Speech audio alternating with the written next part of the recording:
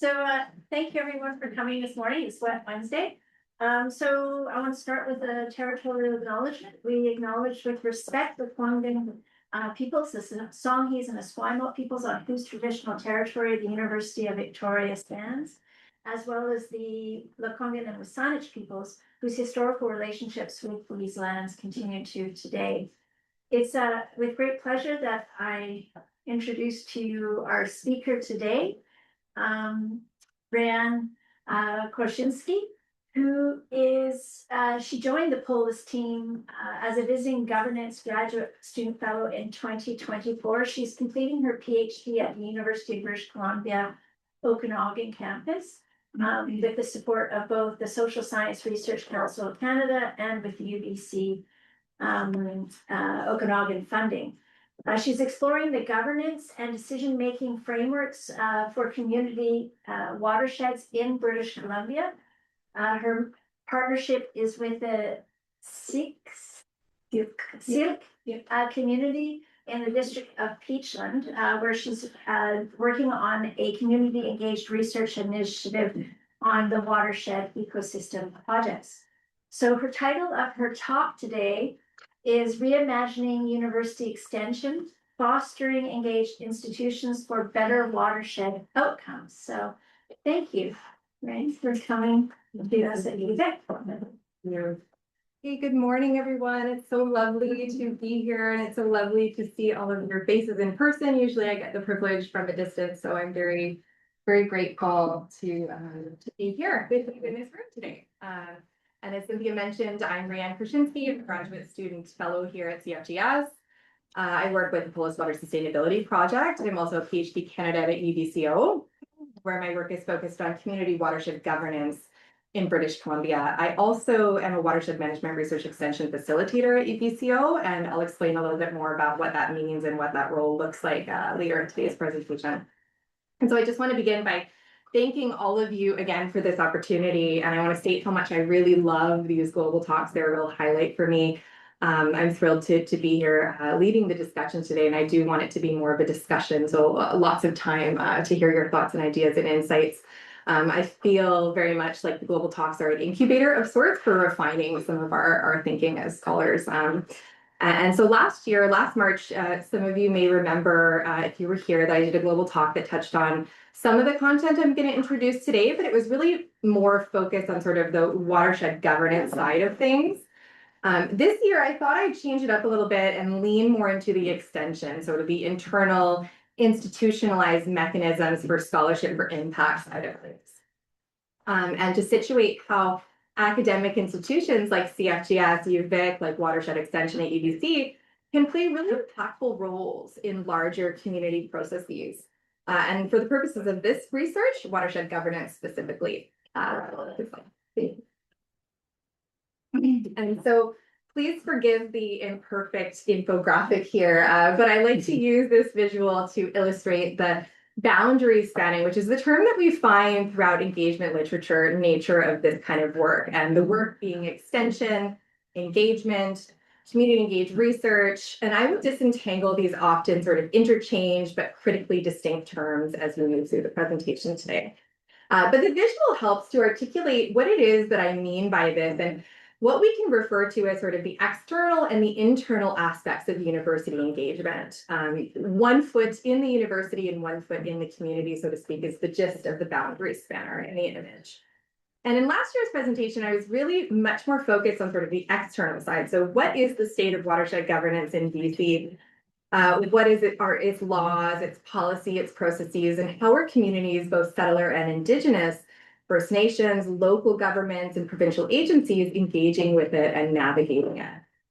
And this year, the presentation will be more about sort of the internal structures to facilitate academic institutions themselves to have more meaningful, tangible, and impactful roles in those watershed governance processes. And as boundary spanners, the individuals working in academia, working with 1 foot in, 1 foot out of the institution, we have to have a certain amount of maneuverability, a bit of fluidity between both. And we'll discuss, sort of what that looks like from my empirical experiences and the body of literature. And I'll contextualize our contributions to the development of body of theory and pedagogy for extension, distinct from community engaged research as an academic practice.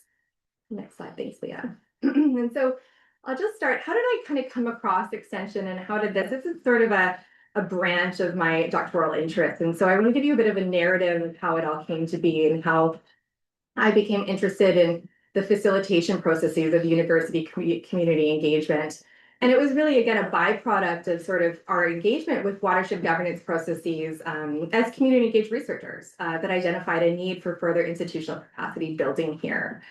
And some of you may remember from last year, this is UBC Okanagan's Watershed Ecosystem Project, or the WEP. It's an Eminence-funded 6-activity interdisciplinary whole of watershed research project that's happening in the Peachland Creek Community Watershed. And that's situated in the unceded and ancestral territory of the Syilx Okanagan in the central interior on the southern end of the District of Peachland. And so our activities in the WEP include hydrology, Syilx knowledge, urban water systems, fish, specifically kokanee salmon, integrated modeling and governance, which has been mine and my supervisor, Dr. John Wagner's research for the past 5 years now. Next slide, please, Leah. And so, thank you. A unique part of this particular research project, and by unique, I mean that at the time at UBC, at both campuses, this was the only research cluster that was allotted a dedicated extension facilitator. And that has since changed over the past few years with greater awareness. The program is growing, but we were allotted a 0.2 FTE dedicated position with UBC's, again, at the time, one and only watershed management research extension facilitator, my colleague Marnie Turek. And she played a critical role in the viability of our project for reasons which we'll deep dive into shortly. And you'll also see on the right there, CFGS and POLIS, who played different but critical advisory roles for us in the governmental engagement and the governance model development that was required for this study. And so this slide exemplifies the cross-institutional engagement that occurred as a result of this type of research design and this extension-oriented approach. Thanks, Leah. And so what is university extension? And I want to acknowledge that all of this research I'm going to discuss was produced in partnership with my co-supervisor, Dr. Natalie at UBCO, who directs the new, or sort of new-ish now, 4 years into the program. We're about to have our first cohort of graduates, Bachelor of Sustainability program, which we have now bridged together into Watershed Extension to provide applied practical learning experiences and opportunities for undergraduate students interested in watershed research and governance processes in the Okanagan. We've also just submitted a paper, Tracing and Retooling University Extension, Institutional Inheritances, Contemporary Absences, and the Future of Engagement, which expands much more deeply on the themes that I'm going to briefly introduce in today's talk. And so when we say university extension, what do we mean by this term? What is it? What is it not? Importantly, what does it do? And there's a lot of what we could call conceptual sort of muddle around the term in Canada. And we often think of it as interchangeable with engagement. So engagement being university activities that interconnect with, engage with external publics, communities, and partners. But an important distinction sits in the actual mechanism to facilitate that engagement. And when I refer to extension here in this presentation, I'm referring to the institutionalized system through which different forms of engagement can occur. So, i.e., community engaged research, service learning, university social responsibility, university continuing education, public scholarship, knowledge mobilization, research to impact, and many, many, many more. And so extension itself here is a framework, and it has some critical defining features. Extension is continuously and sustainably funded, and its different mechanisms exist for this in Canada in lieu of a centralized public funding system. Extension partnerships extend beyond the parameters of individual research projects and grant timelines. Extension is interdisciplinary in nature. It spans departments and faculties. It's institutionalized, so it plays a role in all of the teaching, research, and service functions of the university. And this is a really critical piece, and there's a lot of writing about this in the engaged scholarship literature. So Boyer, Carnegie Classification, Janke, and her colleagues at ICEE that speaks to the critical importance of engagement, not just as sort of a siloed function of one segment of university operations, but as a fiber that interconnects and informs all of its various functionality to ensure rigorous, relevant, and impactful research and other programming.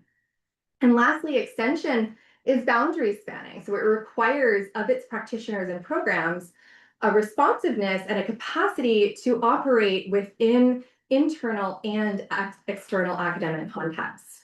And I just want to take a moment also to sort of pause here and acknowledge a critical awareness that this is a very situated discussion, meaning that extension and engagement more broadly are a response to the larger socio-ecological, socio-political, economic context of the university.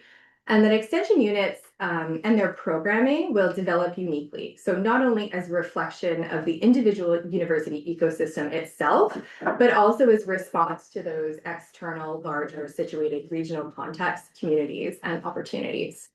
And so for an example of this, we look at sort of like Cornell University Cooperative Extension has programming in management, economic development. UC Davis has extension programs in conservation biology, viticulture. And it's really no surprise that in British Columbia, in our current state of water insecurity, particularly heightened in the semi-arid interior region, water and watersheds would emerge as a focus of extension programming. Yeah. And so when we think of extension as a system and as a framework for university engagement of many kinds, we're really looking to the cooperative US extension model and definition.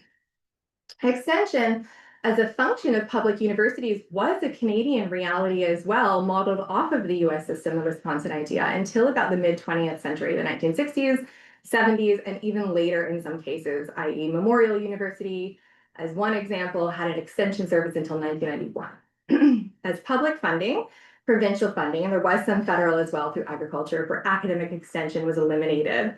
And federal funding for public institutions of higher learning adopted more of a narrow research focus, eventually, the introduction of SSHRC and NSERC programming, and a transition to more of a neoliberal, more market-oriented order. So i.e. academic commodities are mainly peer-reviewed publications. We saw the decline and eventually the elimination of centralized extension as it once existed in Canada. And so if we look back to what extension was and what it still is in the US, and we can talk about why that is later, it's all helpful to particularly within the Canadian context to think about what extension is interrelated to but distinct from. And I mentioned a few of these terms earlier, but one I want to focus on here is often the most conflated. This is community engaged research. So extension is not community engaged research alone. Extension programming can include and facilitate and support community engaged research projects, and it often does. But where extension encompasses a broad mandate across research, teaching, and service, CER really operates within the bounds of research and often within the constraints of individual faculty projects, research timelines, grant requirements, et cetera.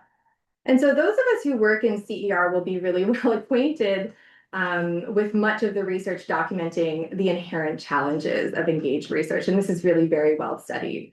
The challenges of maintaining enduring, non-extractive, mutually beneficial community partnerships, the resources that are required for that, of ensuring ethical engagement and the tenets of responsibility, transparency, community agency, data sovereignty are being upheld from the onset, throughout, and after the project. The energetic and emotional labor that goes into ethical CER.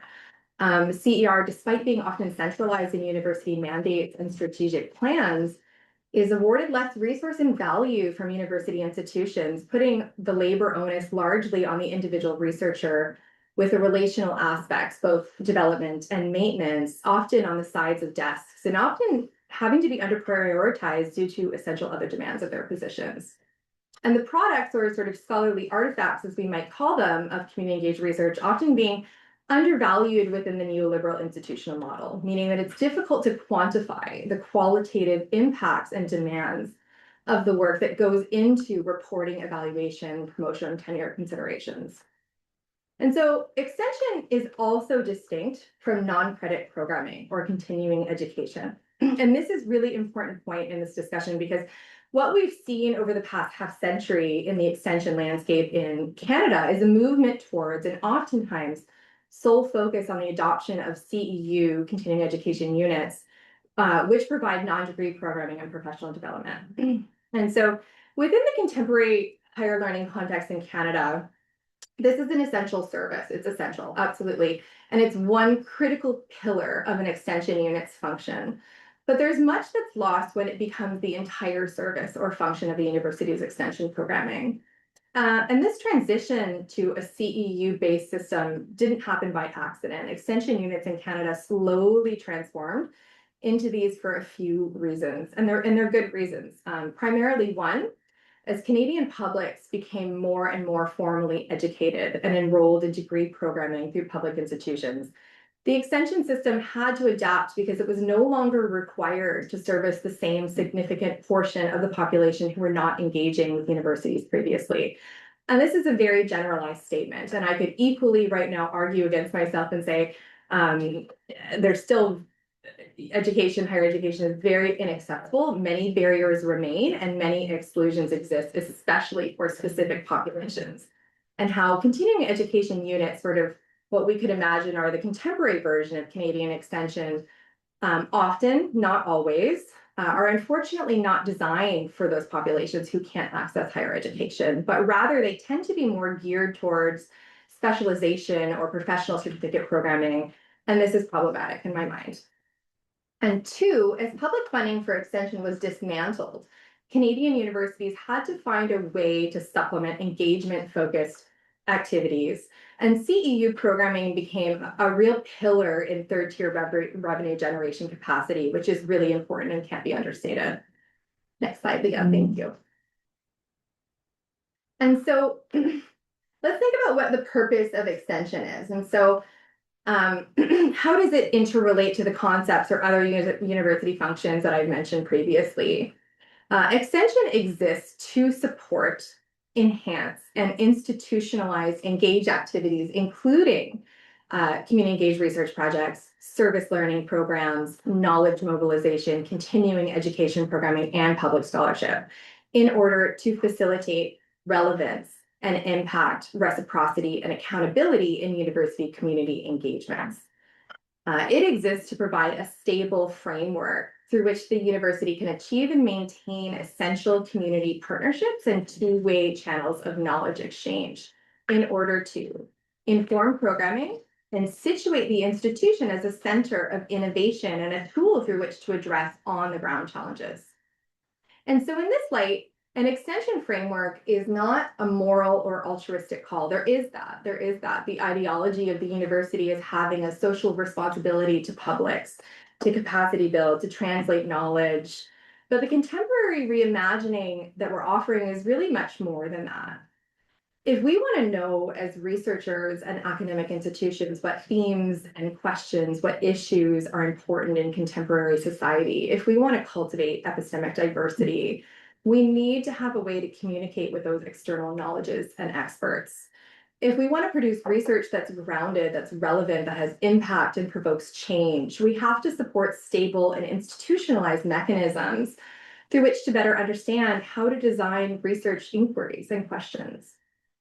And this piece in the development of extension research and the building of an extension pedagogy is emergent from one of our theoretical frameworks, the theory of change, which calls for the definition of mechanisms through which to measure and evaluate and align actions towards measurable impact and tangible outcomes.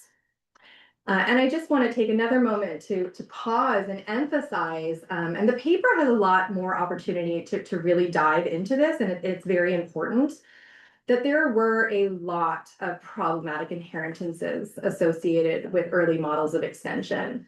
And in no way are we arguing for a return to that conceptual foundation. And by this, I mean concepts of one-way knowledge exchange, academic saviorism, knowledge hierarchies, what we would now consider as a deficit approach. And additionally, in relationship to the situatedness and place-based nature of extension, Land-grant universities in the US and many public universities in Canada are positioned on unceded land.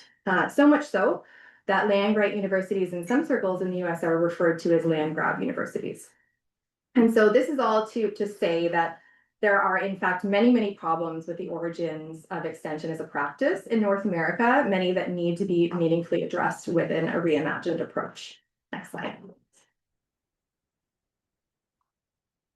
Okay. And so as I started to think critically about the extension landscape in Canada and compare it to sort of what was going on in the US and what we were trying to develop at UBCO, I noticed a large body of both theoretical and pedagogical work around its interrelated concepts, so CER in particular.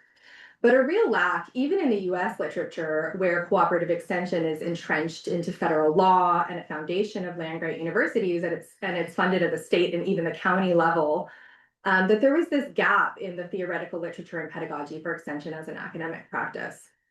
And this struck me as really interesting. And I'd come to learn that there were other groups in the literature that were also highlighting this and calling for the need to develop a strong theoretical foundation for extension and a body of pedagogy through which to teach and train researchers and practitioners and develop institutionalized programming. And of course, with the lack of centralized extension in Canada and the contemporary landscape, there really was very little in the literature about what a reimagined approach to this concept of extension could look like in the public system here. In fact, the most recent literature about centralized extension in Canada is now really dating back to the late 2000s, 2008, 2010 with Scott McLean's work. And so we wanted to explore a little bit of why this was, and I won't dive sort of into the weeds with that for you today, but we can talk about that if it's interesting. But just to say that we wanted to sort of contribute towards a reimagined version of this in Canada in its theoretical and pedagogical foundations. And so our reimagined version of an extension, as modeled in our Developing Watershed Extension program at UBCO, saw an opportunity to look to the well-developed body of CER, participatory action research theory and methodology, with influences from other relational theories grounded in critical and participatory lenses, and borrowed concepts from all of these to articulate an approach that's rooted in relationality, transparency, accountability, mutual benefit and reciprocity, and epistemic diversity and inclusivity, as well as theory of change, which added this structural component, a structural mechanism for the design and implementation and evaluation of extension programming to ensure relevance and impact outcome-oriented scholarly products. Last year, I designed a course for UBCO, which has just been approved to adapt into a micro-credential program. So again, we see sort of the different tiers of and roles within extension as it can play, like micro-credential and teaching other universities that might be interested in developing extension programs. And hopefully one day, I hope to see it as a graduate level course. We'll see Watershed Extension for Researchers and Practitioners, which walks students through the sort of historical foundations of extension as a practice in North America, its contemporary structures and capacities, and its essential skill sets. That's really important for its practice as a boundary spanning function of the university. Next slide, please. Yeah. And so to sort of head us towards closing out, I just want to round out this presentation by illustrating how this approach plays out at the ground level. And I'll circle back to the WEP and another project called the NAP to do that, a few of our sort of watershed governance focused case studies here. And so now, again, as there's no centralized funding for extension activities in public universities in Canada, each institution, and there are a few that have extension units, so similar to what we see in the US, that I would argue is in capacities, CFGS serves as a container for these activities, and the POLIS project is one example. They're funded by a patchwork approach. So generally with non-academic funding, sometimes they're coupled with internal funding, sometimes not. And so this could come from the NGO sector, specific branches of specialized projects of provincial agencies, endowments, philanthropy, et cetera. And this patchwork of funding also explains why what has been called sort of the cafeteria approach to extension in Canada, in that programs are generated based on differential funding, acquisition, and resource opportunities. At UBCO, for example, our watershed extension is stably and continually funded, though very small funding, but it is stable through a Forest Renewal BC endowment that was granted to UBC to facilitate education and program development in sustainable forest and land management practices. And so the WP and the NEP, and I apologize for all of the writing on this slide. Please don't try to read it. I'll walk you through it. These are our two larger projects that have a watershed governance focus right now. And in those, our role has really been different in each as we've designed our supports based on differential contexts and needs. And I will preface this summary by saying that they were achieved through a whole lot of learning and our fair share of failures and reflexive adaptations as we've learned a lot over the past 5 years as we've really been building out and expanding this programming. And we're still learning and building deeper relationships with our partners to better refine our approach and how we can best show up in these projects and partnerships. And so in the WP, this is in Peachland, we've spent the past 5 years meeting and building relationship with and amongst the hydrosocial interest groups of the watershed. So representatives from local government, First Nations governments, settler and Indigenous water users, provincial agencies, advocacy groups, etc., in order to support the implementation of governance recommendations that were made by the governance activities, so informed by mine and Dr. Wagner's research, but also the findings of the other 5 activities, so hydrological data, Syilx knowledge, integrated modeling, and urban water systems. Extension has supported the facilitation of workshops, learning sessions for community groups, District of Peachland Council, First Nation councils, and community leaders, meetings with provincial agency representatives. Extension has coordinated all of the interdisciplinary engagement for the WEP's 6 teams. For student enrichment, it's offered applied learning experiences for UBCO students in integration with a Bachelor of Sustainability program. Extension facilitates all of the internal reporting, so to our project funders. Extension provides a constant contact for community partners via email and engagement in community events and watershed cleanups, open houses, etc., as well as through our newsletter. And last October, Extension facilitated the development of a community report, which was designed with accessible language and content to provide project updates and sort of initial findings to our partners to inform decision-making at the watershed level. And huge thanks to Laura and POLIS for helping us support and get this out. This was a big lift and a first pilot for us to do that. In the North Aberdeen Plateau, and this is a newer project that UBCO Extension has been involved with since last summer. It's a similar community-driven regional watershed governance initiative that's led by an MOU and working partnership between the District of Lake Country, the Okanagan Indian Band, and the Regional District of the North Okanagan. And the governance development is adjacent to and in coordination with a $15 million Ministry of Forest investment in the North Aberdeen Plateau Wildfire Resiliency Planning Project. And this is situated in the North Okanagan between the District of Lake Country and the City of Vernon, involving 4 community or source watersheds. So Juto Creek, Burning Creek, Oyama Creek, and Deer Creek.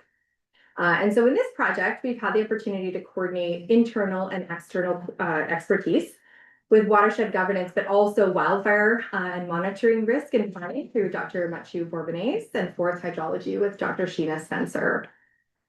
We support the facilitation of governance planning and development through meetings and state of background reporting for project partners. We support partners as they navigate engagements with provincial ministries and contractors. A product we've recently produced for this group is a large synthesis document, Community Watershed Governance Backgrounder Considerations and Tools, which is this one, which outlined in more accessible language the landscape of the regulatory, jurisdictional, and statutory considerations for the development of a governance entity, designed to provide background information for project partners as they navigate discussions with agencies, and questions of strategy and coordination in their efforts to develop collaborative governance in the North Aberdeen Plateau. And so I offer these sort of as just snapshot examples to provide a bit of insight into what extension units could be developed to provide with and for communities. And so some key facets of both of these 2 projects, some underlying facets are that the products that are produced here are produced in real time in order to respond to imminent advisory and policy needs. The products are generally non-traditional, meaning that they often are retooled academic materials that have been customized for specific groups and applied purposes. Many of the products are also qualitative. So products, again, they're relationship and partnership based. The projects are adaptive, they're dynamic. Our role and the way that we can contribute, and we have to be able to pivot based on changing needs and community partners, and sometimes unpredictable community-based processes themselves. And lastly, both projects demonstrate a bridging of expertise. So community expertise with academic expertise from a variety of disciplines and areas of study. So POLIS has been producing this kind of work for decades, applying and translating the state-of-the-art governance research into decision-making and policy, and has served as a really critical example for us in how to shape our developing watershed extension program, and also how to define the terms of reference and strategic planning for our Watershed Ecosystem Center, which we're currently working on, which will emerge as an entity this spring and physically on campus in the Okanagan as of November 2026. Yeah. And so at that, I will leave it there. And thanks very much for listening. And I very much look forward to hearing your thoughts and inputs.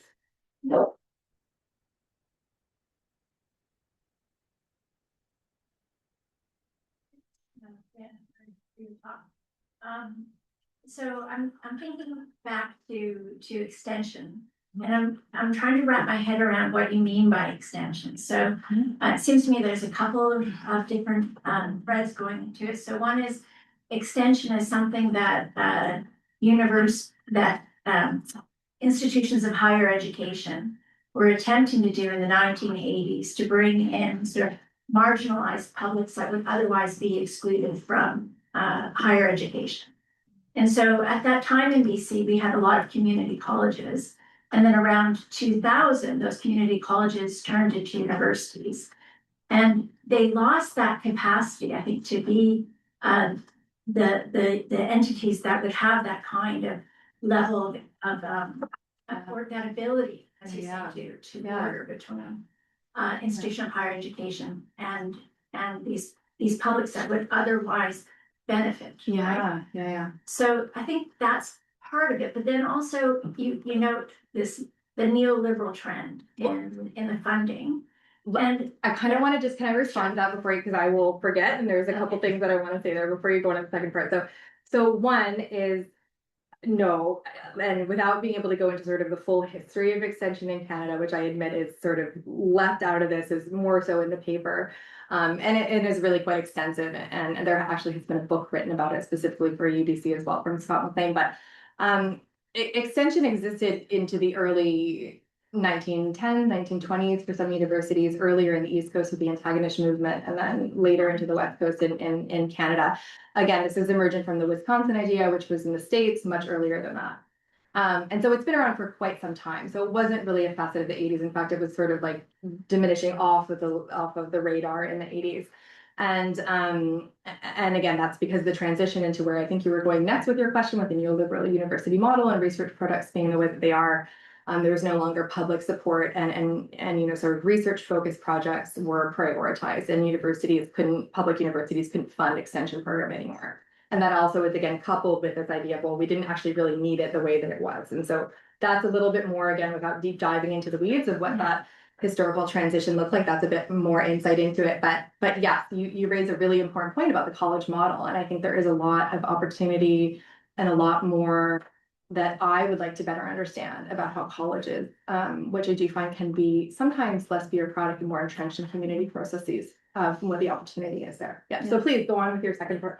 So the other is, I'm not entirely certain I agree with the neoliberal analysis. Oh, okay. So the reason why is we do see in entities like Syilx that as of the 1990s and then in the 2000s, they become really kind of winner takes all. Yeah. Incredibly large grants given out to individuals or elite teams, and then the funding trickling down is less. So that aligns with what you're saying. Yeah. But inside of an entity like Syilx, a lot of hard work went into creating community, what's called community-based research. So I think of the emergence of the Cura projects, the Community University Research Awards, which were massive in the 2000s. Yeah. And then also important changes like the idea of knowledge mobilization. We need to include knowledge mobilization. And now we also need to include other kind of outputs that are not the traditional peer-reviewed article. And so all of that is feeding into a very different way of doing this relationship between universities and communities that aligns with what I think you're trying to do with this convention. Yeah, I think so. And I think there's sort of like the top-down way to look at this, and there's the bottom-up way to look at this, right? And again, that sort of the timelines and the temporal aspects of this is one key piece, right? So when we're engaging with communities at the ground level and process, like they need to know next week about the meetings that they're having with different advisory agencies with, they're being forced with navigating processes that they don't have the internal capacity to do. And so when we think about what you're saying, which is totally relevant and valid from the top-down perspective, complemented by what I'm saying in terms of how we better facilitate this in real time for research and impact. Is that right? Yeah. Open up your work. Yeah, I have a question also just about the term extension, which it's always just in my brain. It's quite click right. And I just wonder, as a word, like just the nomenclature, like the framing of it as extending to me. I mean, that means there's a base. Yeah. And we're going beyond, we're pushing the boundary. Like you think about it in terms of my kids, report card. It's like we're really extending this work. It's like not required. It's like you're a keener here. So I just wonder if that's limiting in some way, just like built into this word and this framing when it seems the sense I get from you. And I mean, I'm speaking also as a bit of a practitioner, I guess. I've been entrenched in a holistic way for a long time. And I've never considered it in this terminology until becoming aware of your work in recent years.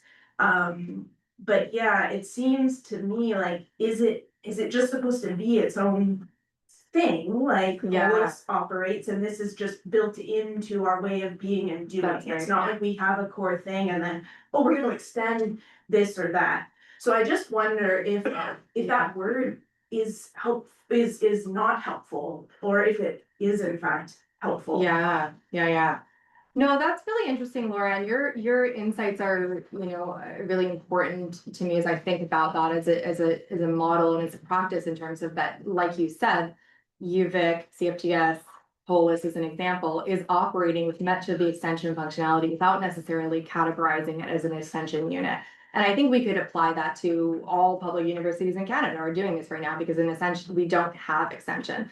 And so is it helpful? I mean, I guess that's a question we could debate. I think it's helpful for us to think about the systematic implementation of extension as a term, yes, in relationship to its connotations within the United States system. And the reason I say that is because in the US, again, land-grant universities with all of their problematic inheritances do have stable continued funding for this kind of work that is not dependent on temporal research grants and specific partnership requirements, right? Like we are able to maintain relationships with communities based on a continual supported understanding that there is mutual benefit in that. And so there is much more restriction in Canadian operating public universities to doing that because of that funding system, because of the way that it's set up. So like I take your point, I see what you're saying. Is it helpful, the nomenclature? I think in for the purposes of this argument today, yes, it is. Yeah. I guess for me too, it's like the perspective, like the word extension is clearly from the academic perspective, right? Like we do this research and we want to somehow do better and engage more. Like we take it from this more like this is good work, what we should be doing. Yeah. So I do just wonder as well, from the perspective, if it is just a thing, like an ecosystem that exists that includes the university and the people, like what language, because and this is where I can't speak from personal experience, but if I am the community stakeholder and the community partner, I would think I'm not thinking about this relationship with you and your research as an extension necessarily. Like it still feels like it's definitely from the university perspective. So just given the question of power and balance and some of the history you mentioned of the bad or negative kind of seedy underbelly of some of the origins, I do just wonder if even in that framing it's actually perpetuating a little bit of that rather than something exploring reciprocity. Yeah, that's a really interesting point. That's a really interesting point. And could we reimagine it towards a different framing that would evoke in certain minds a different relationship? Community. Yeah, Sure, no, yeah. I take your point. I think it's very interesting. Yeah. Yeah. Well, thanks very much, Rheanne. Um, where to start? I've been involved in adult ed extension and for most of my 50 years. Yeah, I was I interested. I started out Yeah. in doing this work and, in Africa and in Ontario and here. So I like, I think, Laura is onto something, and I think one of the reasons why extension, as you say, and I really like, you've done very good historical work, by the way. What you've got there is, is very good. The the two things that happened, I think, in Canada, one of them is as as universities, as communities were growing in Canada, population was increasing. I think that they got focused on students. And they became very student oriented, and we've got all these new people, all these young people have to get degrees and all of that. And so to some degree, they kind of lost sight of that early 20th century. Yeah. The University of Alberta, Yeah. Carleton was that way, as you say, Memorial lasted all the way into the 90s. Yeah. So they got kind of they lost track of that. And the extension tradition here was incorporated in its early days into the continuing education discourse. Yeah. And the continuing education discourse included, if you look at the old UBC, early UBC work, or the University of Toronto, or Alberta, Yeah. or some of the other McMaster, you'll see that they incorporated a lot of that extension kind of a way of working, but eventually they have become, and there are some exceptions right here at UVic, by the way. They, for the most part, they've been drawn into market orientation, so they continuing education of dentists, insurance, people who can pay money. Yeah. And so they make money by it, and the universities like to have their continuing units, making money for their university. Yeah. This whole sense, and Cynthia, thank you for your comments about, the early shirk work and all of that, and knowledge mobilization. This since basically 1998 in Canada, all of this community university engagement, CER, all of that stuff has grown and grown and grown. And I think and it's taken different forms. So I'm delighted to see UBCO having a mandate. Whether extension is the thing that'll last forever, I don't know, but I'm thrilled that they do. And I love the work, the watershed work that you're doing. What I think the challenge is, however, is not to see extension or engagement or something like that as, like some people say, the third mission. Or this, we have teaching, we have research, and then we have extension or engagement or, community service or whatever. The challenge for us in thinking about the structure of universities and how they are going to relate to society in much more inclusive and egalitarian is to think about how the entire university is going to be transformed. Yeah. So how do you take Yes. how do you take those principles, Yeah. which you so clearly articulate under the word extension, but how do we understand those going across the whole university? So we don't have, Yeah. so we have, as Andrew Petter one of our friends called SFU, I think a little early, but he did, calls it the engaged university. Yeah, it's an aspiration. It's not quite there yet. Yeah. We're just as engaged as they are, by the way. But now I just wanted to mention one other thing is that I was trying to find it on my phone, but I couldn't find it. Just this morning, I was reviewing a proposal for some funding agency surprised me.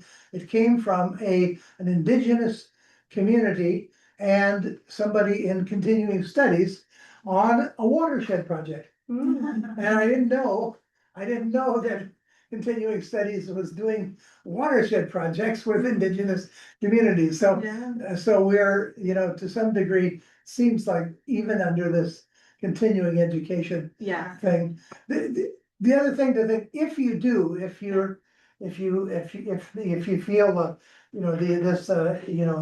extension, kind of passion around that word, you'll want to kind of interact with places like the Canadian Association for the Study of Adult Education, Yeah. where those people, try to figure out things, or Yeah. Community-Based Research Canada, Yeah. which is another space where you can practice the discursive battles, to see whether or not they can hold Yeah. water or not. But thank you very much for You your want to work. engage, there wasn't a question packaged in there. I But you have absolutely some want to questions as well. engage by saying, rah, yes, I support everything you're saying. I 100% agree. I think there was nothing in there that I would disagree with or want to respond to other than saying, yeah, absolutely. It needs to be a whole of campus transformation. And is extension the way to do that? I think it is one mechanism to do that. Absolutely. I think there is a lot of engagement literature that supports your point and that says that this cannot be a siloed operation, and that, across teaching, research service functions, we have to develop programming that meets these needs. And also, I think, one thing that we haven't really honed in on today, but I'd like to just emphasize is we're in a period where universities, institutions of higher engagement are being forced to prove their relevance. We're being forced, there is a new, we all know what's going on in the US. I just came out of the US last week. There is, sort of attacks on institutions of higher learning and engagement. We are being forced to reckon with that in a way that's meaningful. And I think extension, the real-time return of materials and research to impact, is one way to demonstrate that and establish ourselves as pillars of innovations and communities. And so, again, that's a very generalized statement. It's a very sort of, surface piece to a lot of a deeper problem, but I think this is one way to do it. And I think there's a lot of, So I interesting think there's factors. some questions for you online, if I understand. Oh, sure, yeah. Kelly, did you have a question? I don't think so. I think I'm just sort of reminiscing about my early days at POLIS, and and Bud and I were in cahoots back then, and maybe I'm surprised. Maybe I'm delighted and surprised that Rheanne is kind of articulating the same kinds of tensions and angst, different time period, maybe perhaps different reasons, but I really got the impression that that academia has shifted a lot since the old days when community-based research was the term rather than engaged. We weren't all married to the university back then. I really have felt that there's been such a institutional opening, particularly at some institutions such as UVic, since those early days. But maybe not, or maybe it's like 20 or 25-year cycles of these tensions and angst. But yeah, it seems like similar things are being articulated. I have no, I sort of let go of the terminology. Maybe I'll make that comment about extension, because I don't really think community-based research, participatory action research, and community-engaged research, extension, whatever. every term's just going to semantically, be worn out and become old baggage and become problematized, etc. But I think the real skill is in figuring out the strategic in during a particular period of time. Yeah. Extension is the word or the history that gives the in to open up the funding, the political openings, whatever the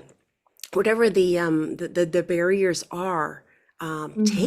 Take the strategic in, whatever it is. Who cares what it's called? That's what I think. Keep going. Yeah. Way to go. Yeah.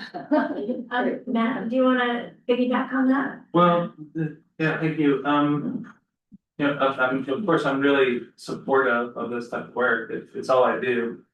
And I see that, UVic has prioritized it and, this really part of the UVic strategy. There's the collective agreement has changed so that researchers are Yeah. better recognized for doing this kind of work. Yeah. But now we're in a situation where, budgets are under strain. Yeah. Provinces haven't increased their funding. Yeah. I feel like every meeting I've had with the provost since she arrived, we've been asked, how do you monetize that? Yeah. And I know that question is, asked of history and anthropology professors and so on. Yeah. And I feel like if we can't monetize this, then, it will not have the same priority as Yeah. things that can be monetized. So Yeah. what do we do about that? Yeah. Great question. And I Figure that out for us, please. I think that's right. And I think that's looking back to sort of the, extension is the container for a variety of these engagement related activities is the answer to that. And so it's what, again, CEU units are hugely important for third tier revenue. That's how we monetize it. I mean, the reason that UBC Watershed Extension exists not only is because of our very small endowment capacities, but I mean, that's kind of the continual thread, right? Is the small endowment capacity that happened as, an offset of this very odd provincial funding programming that, we can't expect to see anytime in recent decades. But it exists also because of our micro-credential programming and our continuing education units. And so that's how we monetize it. It has to be one part of a larger envelope of engagement related capacities and services that can't be standalone.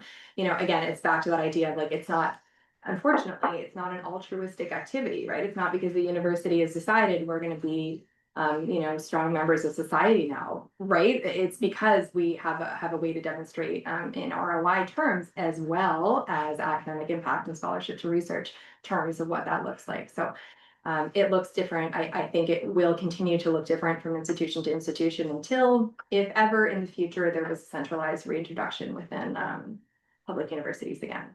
Does that kind of, yeah. Yeah.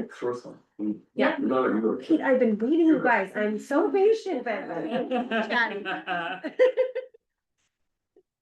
Is it okay, my brothers? I just, first of all, I spent my whole career figuring out how to make an extension work. So this was like super exciting for me. I try not to be super keen. Like, oh, she's talking my language. I guess one of the things that we talked a little bit about funding, so that was great. And I was going to kind of start with that. But then the other part for me is scale. I think a lot about when to scale up, when to hold in, when to sort of sit in the in between, because the second you get too big, then there's another kind of group that says, so maybe you could kind of pull that apart a little bit and what you're seeing and when you see that kind of tipping point and all that kind of stuff. Yes, good call, because and thank you for raising that. And I think scale is important because it not only sort of the scale piece is not only the internal piece of scale within the university ecosystem, but scale within the external partners, right? And so for sure. Are we over institutionalizing something that is actually relational and relationship based? And we can't have, and I've actually seen previous iterations, other groups at UBC, which is kind of a monolith of bureaucracy in many ways, do this, right? Where we say, we're going to have this unit and all engagements come in through this particular unit. And actually, that's not really how communities work. And all of us in community engaged research will know that it's intentional, it's relationship based. And the way that we show up as humans, these are human interconnections, is going to be different from project to project, from, you know, region to region. And so I think there is a sweet spot in the middle that is difficult to articulate and define quantitatively. And that's not a satisfying answer for you in terms of, you know, what it looks like, but I think it's a comment too that you've hit something, a nail on the head about that. If you over institutionalize, it becomes something that is non-personal anymore, and it becomes something that is, despite its intentions, making it difficult for communities to knock on doors of universities and institutions to access, right?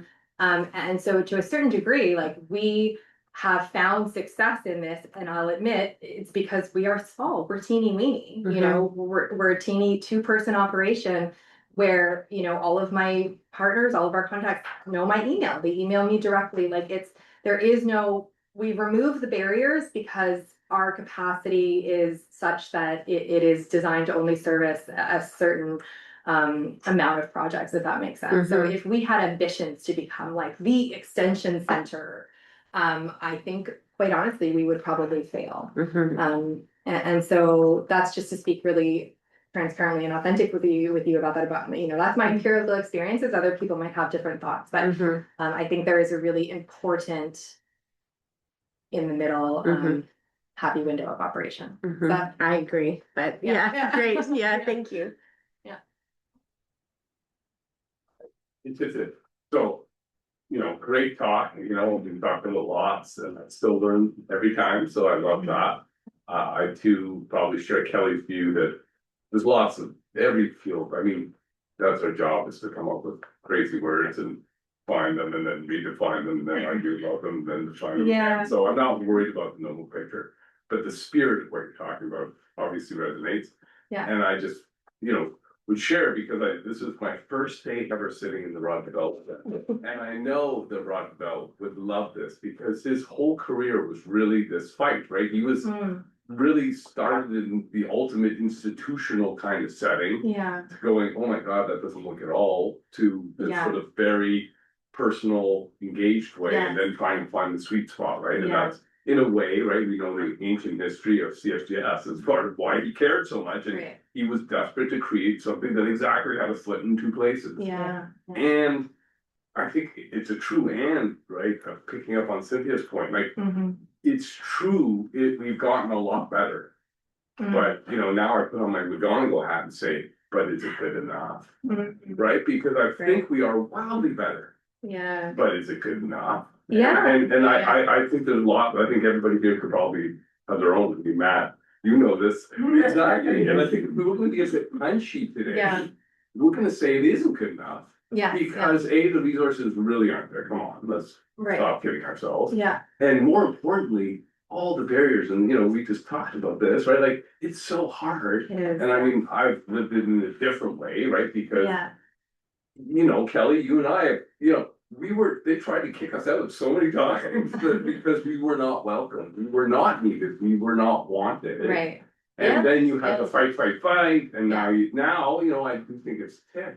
But I think the other piece that I really think is challenging for us to think about is what I'm going to call the philosopher king problem. Right? Like it's just like, you know, the ancient Greek kind of philosopher king, this ideal leader that would exist. And he's both a philosopher and a king and can do it all. Well, that's the university equivalent of this. So in the morning, I'm going to write my theoretical treatise that will be worthy of the greatest journals. In the afternoon, I'm going to do administration that will be accountable and very clear-minded. And then in the evening, I'm going to give a community talk in plain language, loved by the people and the masses. Right? Like, Don't forget to teach. It's simple, right?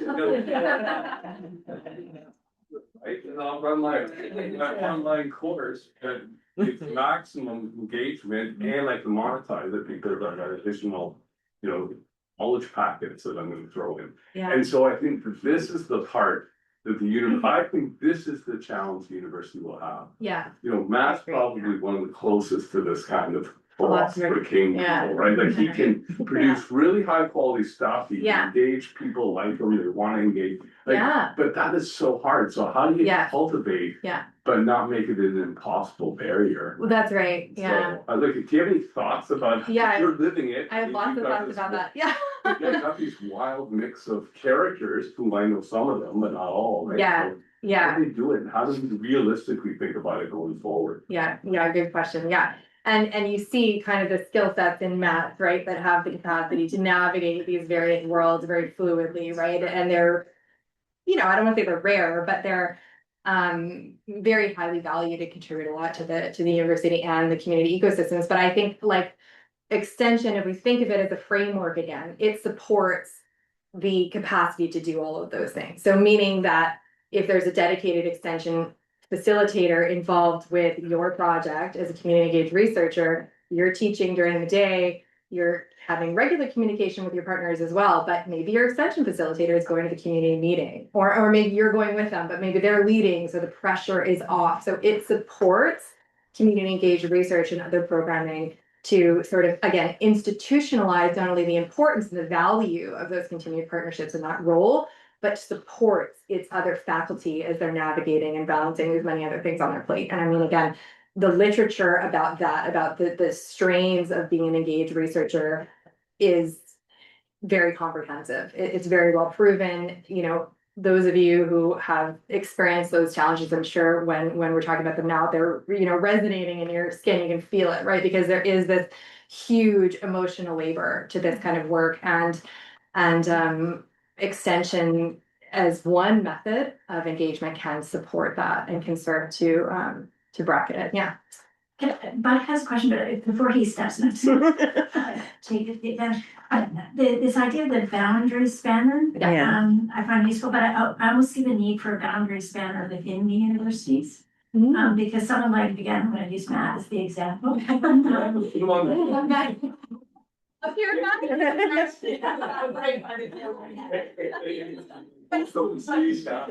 But the amount of work that Matt has had to do within the university to get his projects approved and understood has been tremendous, because we're in a period where universities, like, you need an MOU. There are all these legal ramifications of our projects. There are a lot of ethical ramifications of our projects. There are all these policies involved. And so when Kelly and Oliver were starting out, they felt, not welcome, but in some ways you were able to get in because all that policy wasn't yet there. And now we spend so much time addressing all of this paperwork, and some of it is excellent. Like, I want to keep all the ethics stuff, right? I want to keep all that ethics stuff that we managed to create. That's incredibly important. But I'd really like to get rid of a lot of the other policies that are constricting what we can do. And we're just constantly being told, you can't do that. Yes. Right. Yeah. And so universities, again, maybe community colleges are the way to go, because they at the time, before they became universities, didn't have all this. Yeah, it's policy true. rigmarole. So I don't know, maybe we need a whole army of boundary spanners within the universities. And I think that's, I think that's translators or something. That's an important point, and I love that you've raised that, Cynthia. And I think actually this is, sort of recalling conversations that we've had, Marty and I, about, does one of us take the internal piece and does one of us take the external piece? Because exactly what you're saying in terms of, not only raising awareness for what it is that you do as a function of the campus and the university system, but also bridging. We know even department to department, it can be difficult for funding transfers, for, these various things that just require so much time to navigate, and the systems are not set up for community engaged research in entirety, and then they're even more difficult to navigate for some of these sort of like, non-traditional funding resources and things like this. All of you, who are knowing what I'm talking about right now are shaking your head and saying, yeah, that's right. And so, like, one example for those of you who might not be resonating with that is, like, so recently we took a new grant at UBC Watershed Extension. It was our first one with this particular funder and partner. Because we don't have a PI system, it's not an academic grant. We had to basically do backflips and somersaults through admin to get the money into the institution, where, there's even an email that said at one point, like, do we want this money? And so it can be so challenging. And if you're thinking about, okay, like you're also navigating all these other responsibilities and capacities at the same time, while just trying to get the dollars in the door to do the work that you want to do can be incredibly frustrating. And yeah, I'm resonating with supporting what you're saying. Yeah. So now it's good. Well, this is fun conversation. Just to add to the, the common frustration around universities. Universities aren't really, they're not really very good platforms for project work. They're designed to teach, and they do that really well, hire teachers, take students' money and they organize all of that. But for, all of us who are talking, you guys, everybody around here, Matt, they're not very good platforms. And so, we've got our community-based researchers all over the damn world. And you can imagine we don't even know the names of all of the people at UVic who we get notices from about this or that, new contract here, what about that? We can't transfer money. One time the University of Victoria had to change its bank account in order to transfer money to Uganda, because they were so worried the Ugandans were gonna, steal all our money. So, that's not my point. The second point is that Walter Leporte, who's a good colleague of ours in public admin, has a SHRC proposal in right now. Hopefully we'll get it on boundary spanning. So thank you very much, and I'll tell him about you. Now, here's an idea. What do you see what people think about this? And as Oliver has said, we have, and Kelly is a witness of this, all of us have been over the last 20 years, following, involved in all of this kind of stuff. So we now have right across Canada, we have an incredible network of good people who know how to work respectfully in communities, are fighting the system to do it and all of that.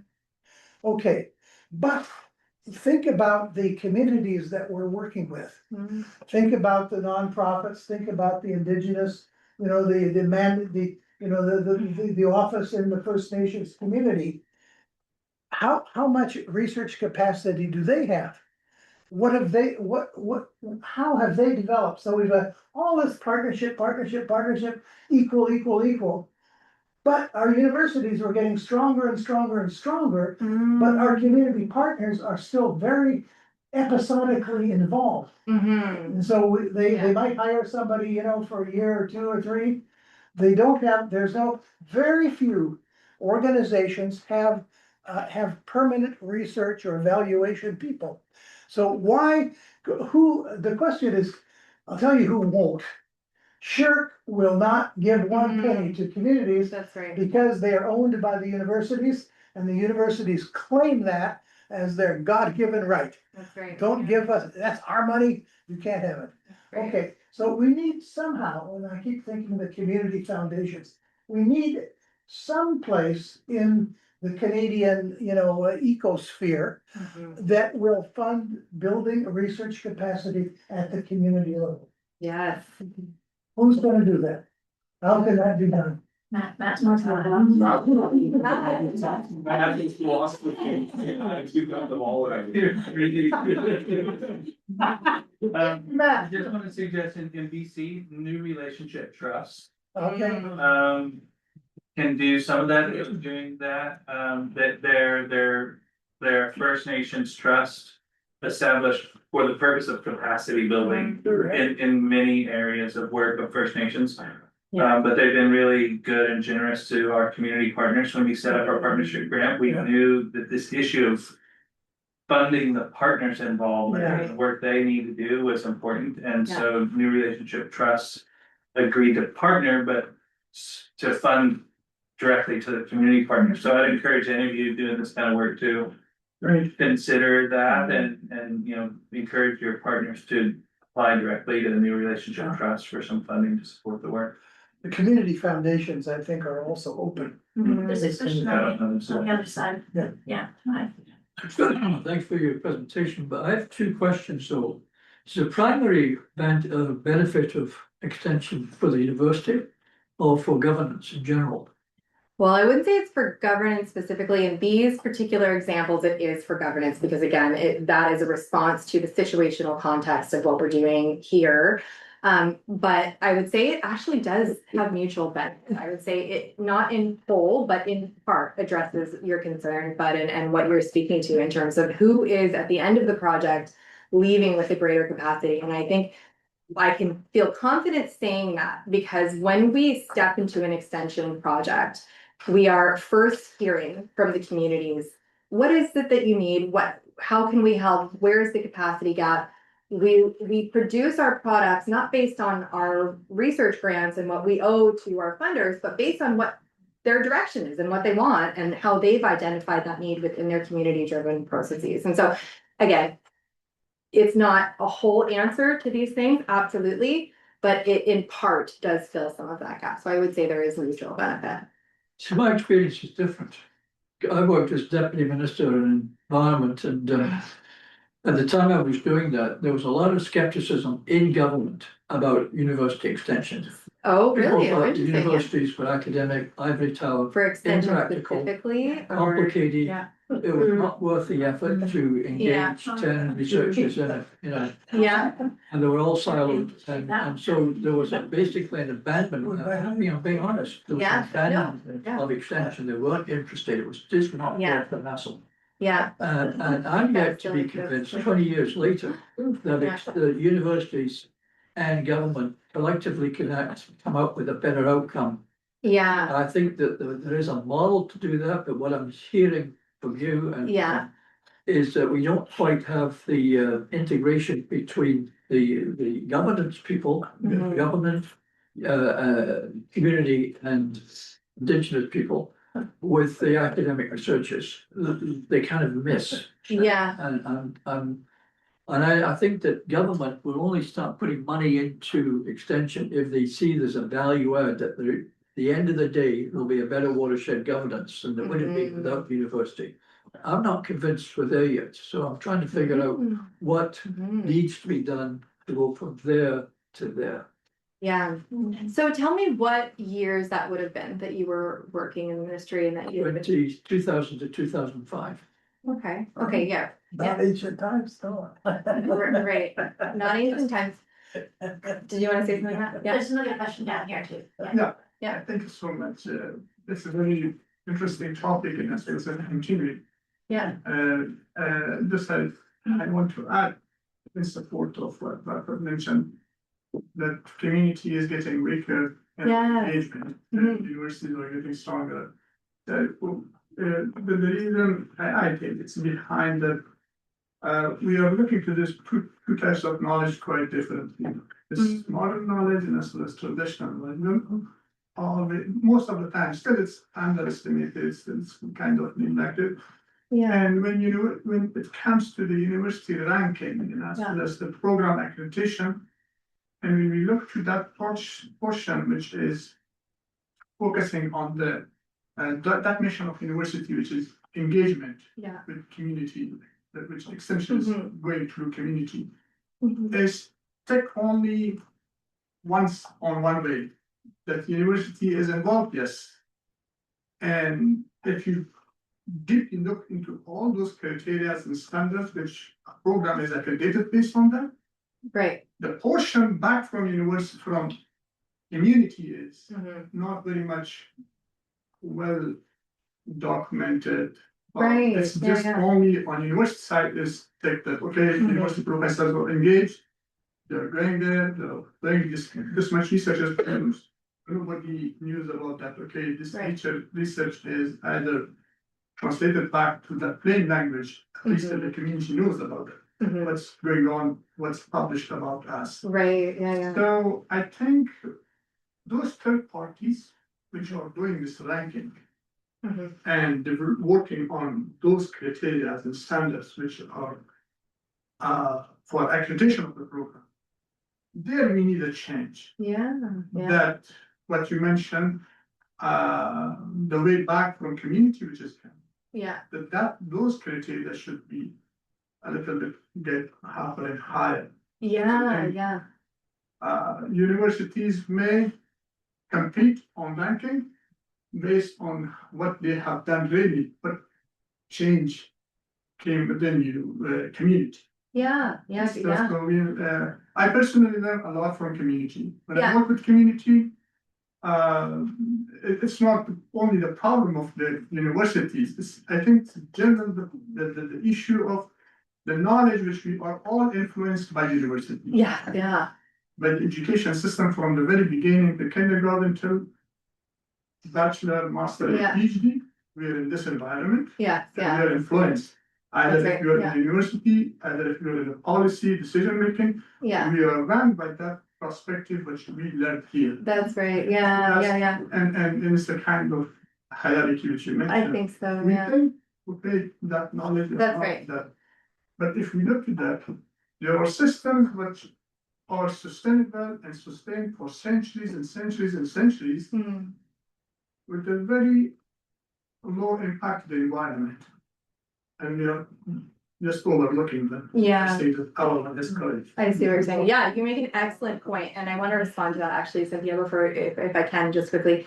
I think what you're talking about is the deficit model, which we sort of are working to change within the institutionalized system of higher education in terms of that we view communities and publics as having less expertise, or it's not the right kind of expertise, or it's a traditional kind of expertise. And actually extension challenges that conceptualization as a framework in terms of that we are actually looking first to communities, to external publics and experts to know how can we help you in your pursuits, right? And so it switches the emphasis so that there is, the hierarchy is removed from the equation. And also, I think I loved what you said about, how are we looking to the populations that we're servicing to know whether our work is impactful. And I don't know if you're familiar with Max Liberon's work out of Memorial University and the community peer review idea, but I think that might be something that would address that, and it's something that we have really looked to. They have a lab manual in terms of how they engage with publics and in their community engaged research projects. And the community-based peer review model is fantastic because it actually puts that emphasis of we're not looking to our expert peers anymore only for analysis. We're looking to the communities that we're serving to say, what do you think about this? And so I really love that you mentioned that. So yeah, thank you. Yeah. Matt, you have your hand up. I just wanted to build on the comments you made. I don't disagree. I think universities are pretty bad at doing this, and I've been trying to do it and finding out why we're bad. But I think some of those reasons are we don't have core funding to support this, so That's right. everything is a project, as Bud said. That's right. Yeah. And it can, and we're too slow. Yeah, By the right. time we get the money and assemble a team to do the work. Yeah. The community partners they've got to get something done. 3 Yeah. years have gone by already. That's right. Yeah. But then the benefit, once we're there, is that we're able to be much more considerate about what we're doing. We're able to bring a lot of expertise. It takes time. If you get consultants, they've often got a hammer and a drill, and that's all they've got. So those are the tools they take to every problem, and that's not appropriate for community-based work. Right. If we can do the work slowly and intentionally, Yeah. once we get the money and the team built to do it. Yeah, So we need to get out of our own ways to make that easier. It's a slow But process. but on the flip side of that, as a government worker, the students, university students who come into government, who have got experience in extension and actually a practical experience in Peachland Creek or whatever, are much more valuable than people who are straight academics, because they have to be trained into practical thinking for the best part of a year, whereas someone who's gone through extension can come right into government within a few months, can be an effective worker. So it works on both sides, but we still haven't, at least, I know I'm not up to date because I've been out of government for 20 years, but I don't believe it's changed. But I'm not convinced. And maybe I ask you, to what extent is Walrus or any government agency directly involved in Peachland Creek, or are they just sitting watching and getting on with their own job and not really engaged? Both. So right now I'm doing a land-based research study in the NAP with Walrus representatives. They're in our meetings with us, engaging with and sort of guiding us about how we can again fill the capacity gaps within the community to achieve some of the tools that are available in the statutory toolkit for watershed governance development. So I see what you're saying. I take all of your points. Yes. And we're trying to address it through the system, and it's going to be slow, and we're small, and it's not the fix all for every institution, but it is working in this case. I think another point that I just want to add to yours is like the timelines, the funding piece is also the rigidity, right? Once we're sort of contracted to a research grant, we have to more or less operate within the capacities of that. And we know that community-based processes don't look like this, right? They don't allow us the kind of reflexive adaptation that we need to be active, engaged partners like John's describing. And so that's just one more sort of constraint on that capacity that hopefully we could dodge with a framework like this. So last question to Laura. Oh boy. Do I have to lift up Matic like it's a requirement for us to speak? I had to leave early, I just wanted to say, not get us of this. I guess I've just been thinking of some of my own experience because, you know, frequently people will come and be like, hey, POLIS is really good at this. Can I talk to you? And it's come up repeatedly, there's not enough funding for this. And this is coming from folks who clearly have an interest in doing this type of engaged work. And I don't think it's strictly about always having enough funding. It's like even once you have that funding, and this is why I agree broad strokes with Oliver Kelly, who cares what we call this stuff, but we're already doing it. So we don't really have to name it. But when Cynthia said like, Matt had to work so hard to make the university understand. It's like, what language are we using? What frames do they have for the words? Like, I really think it does matter. And something I've really witnessed, and I'm curious if your work will, you know, not in the local Peachland like context, but sort of this broader theoretical work. For example, when Syilx decided to have now knowledge mobilization's a thing. And here's the box, and how are you gonna do that? And this gets to Bud's point about it's just a third kind of aspect or tick box of academia. And the number of people, POLIS does this really well, can I talk to you? And it's like, as we're talking, I'm like, gravity. I can't really help you because you're at the end, you did all your research, and now you're like, how do I change policy? And so for me to be like, well, it's a long, slow process, we have relationships, Oliver in particular does a lot of our GR, and it's like for them at that point when their grant is due, it's like we should talk sooner.